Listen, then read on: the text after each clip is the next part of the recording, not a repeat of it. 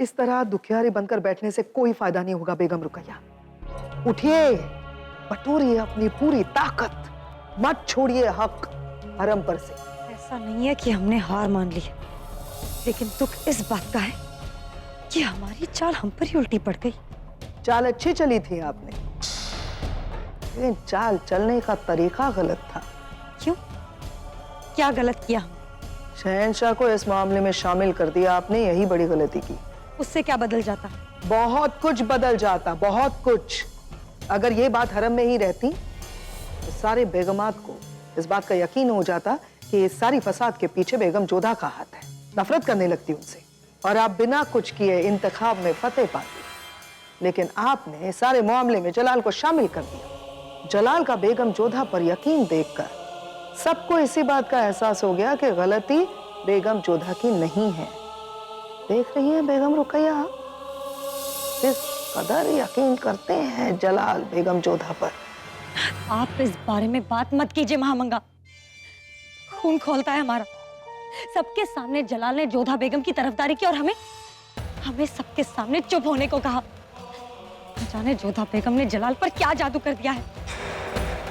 माना कि जोधा बेगम ने जलाल की जान बचाई है, लेकिन इसका मतलब ये नहीं कि हम उन्हें अपनी सबसे कीमती चीज सौंप दें। जलाल सिर्फ हमारे रुकैया बेगम के। जोधा बेगम उन्हें हमसे छीनने की कोशिश कर रही है। माशाअल्लाह, या खुदा शुक्र है तेरा, कम से कम अब तो समझ गई आप। इतने दिनों से आपको समझाने की कोशिश कर रहे थे हम, यही बात कि आपकी जिंदगी में सबसे बड़ा खतरा है बेगम जोधा। आज जाकर आप इस बात को समझ गई। लेकिन ये गलती हुई है आपसे। आपने ये जो कुछ भी किया है उसकी वजह से आप जलाल से दूर हो गई हैं। तो आप ही बताइए, अब हम क्या करें? अगली बार कोई भी कदम उठाने से पहले हमसे मशवरा कीजिए। तो क्या है ना कि हम मुगल सल्तनत को, सियासत को और जलाल को आपसे बेहतर जानते हैं। लेकिन आप हमारी मदद क्यों करेंगी?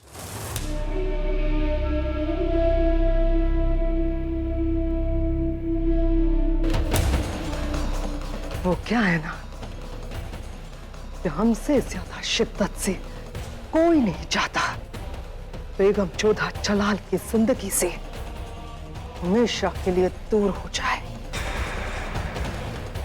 हमेशा के लिए।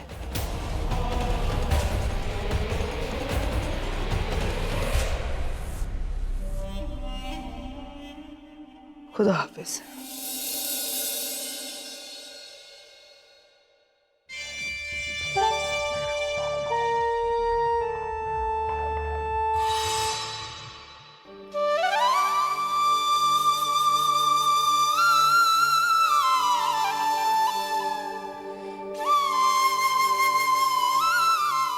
कहाँ गई थी जोधा? हम अंगूरी बाग गए थे। अंगूरी बाग? हमें बताया नहीं, हम भी साथ चल लेते। तुम कुछ कार्य में व्यस्त थी और वैसे भी आज अंगूरी बाग में हमें अकेले में समय व्यतीत करने का मन था। परंतु एकांत में समय बिताने से आपके मुख पर ऐसी मुस्कान हमने कभी नहीं देखी।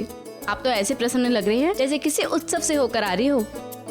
ऐसी कुछ बात नहीं है मोती। अच्छा, फिर एकांत में आप ऐसा क्या कर रही थी कि इतना समय लग गया? हम वहाँ बैठे हुए थे, इतने में शहंशाह आ गए और हमसे बातें करने लग गए। और क्या? ओ, अब समझ में आया कि इस मुस्कान का कारण क्या है।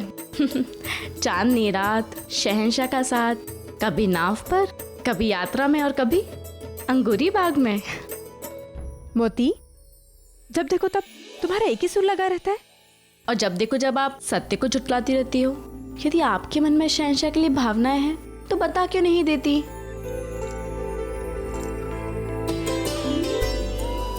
मतलब क्या है तुम्हारा? शायद उनके दिल में हमारे लिए जज्बात हैं और शायद ना भी हो,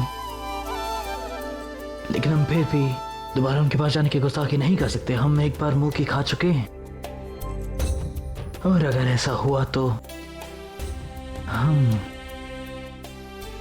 दोबारा बेइज्जती बर्दाश्त नहीं कर पाएंगे।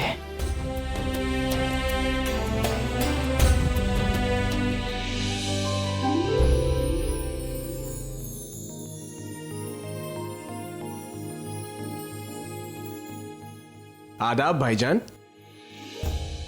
क्या बात है भाईजान, किन ख्यालों में गुम हैं आप? नहीं कुछ खास नहीं।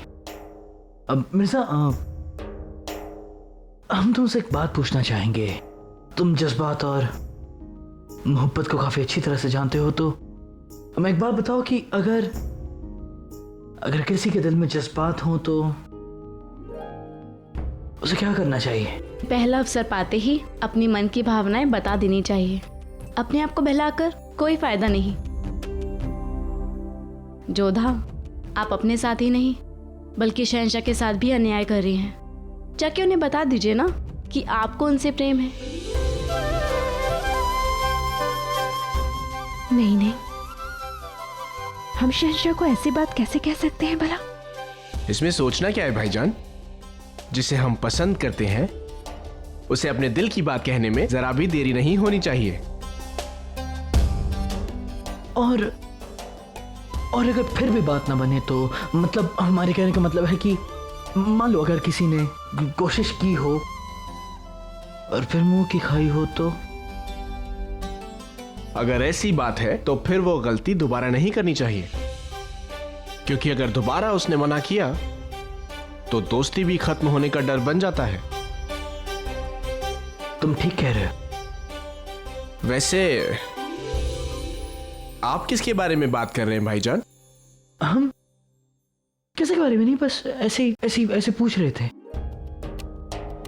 सब कह रहे थे? जी भाईजान, आदाब।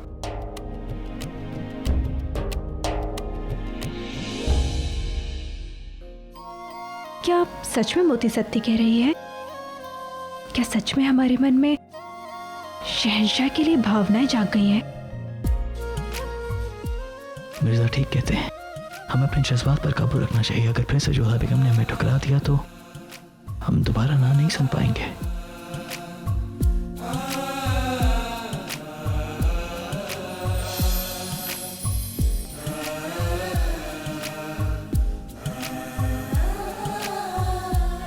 समझ नहीं आता, सबका भला चाहने के बावजूद भी जोधा बेगम से दुश्मनी क्यों साध लेते हैं सब?